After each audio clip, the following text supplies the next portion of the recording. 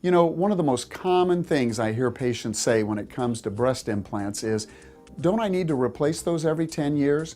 And honestly, this is an urban legend. I don't know where it got started. I will tell you, it may be one of those little white lies type of things that is not so bad, because it makes people aware that, these aren't forever devices maybe. They might need to be replaced. But let me tell you, if your implants are doing fine 10 years out, 15 years out, even 20 years out, and there's a good chance that they may, there's absolutely no reason that you need to change them. You know, they don't run out after 20,000 miles.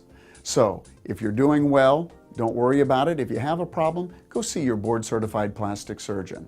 If you'd like to learn more credible information about plastic surgery topics, visit us at theplasticsurgerychannel.com.